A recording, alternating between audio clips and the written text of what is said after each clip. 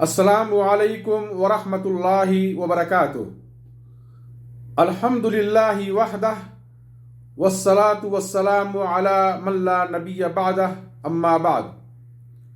برادران اسلام، غذا و خوراک اللہ سبحانہ وتعالیٰ کی ایک عظیم نعمت ہے۔ اللہ نے اپنے جود و کرم اور فضل و احسان سے ہمارے لیے زمین میں عمدہ قسم کی روزیاں پیدا کی ہیں، جن سے ہم اپنی بھوک مٹاتے ہیں، بدن کو قوت و راحت پہنچاتے ہیں اور صحت و عافیت کے ساتھ زندگی بسر کرتے ہیں۔ الحمدللہ حمداً کثیراً طیباً مبارکاً فیہ۔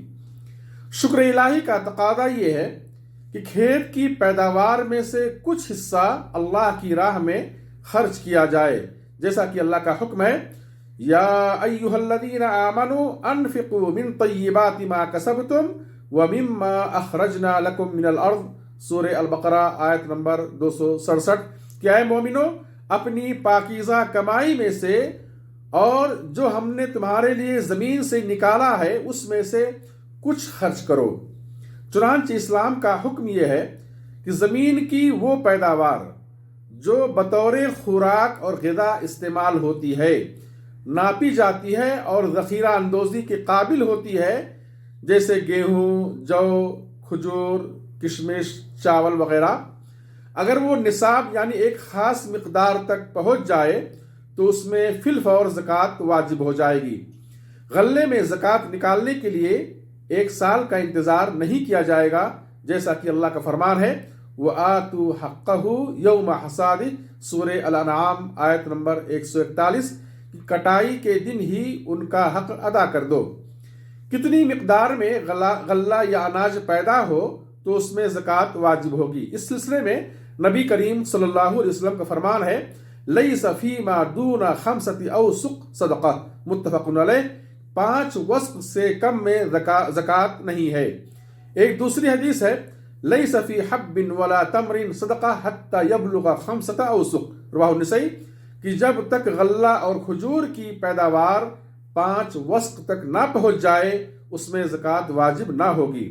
معلوم ہوا کہ غلہ و اناج میں زکوٰۃ کی فرضیت کے لیے نصاب یہ ہے کہ کم از کم 5 وسق غلہ پیدا ہو۔ 5 وسق موجودہ کلو گرام کے مطابق کتنا ہوا؟ اس سلسلے میں تفصیل یہ ہے کہ 1 وسق 60 صاع کا ہوتا ہے۔ 5 وسق 300 صاع کے برابر ہوا، اور 1 صاع موجودہ کلو گرام کے مطابق تقریباً 2.5 کلو بنتا ہے۔ اس طرح 300 صاع 750 کلو کے برابر ہوا۔ معلوم یہ ہوا کہ جس کے یہاں 750 کلو یا اس سے زیادہ غلہ پیدا ہو اس پر زکوٰۃ واجب ہو جائے گی۔ غلے میں کتنی مقدار زکوٰۃ نکالنی ہوگی، اس مسئلے میں تفصیل ہے۔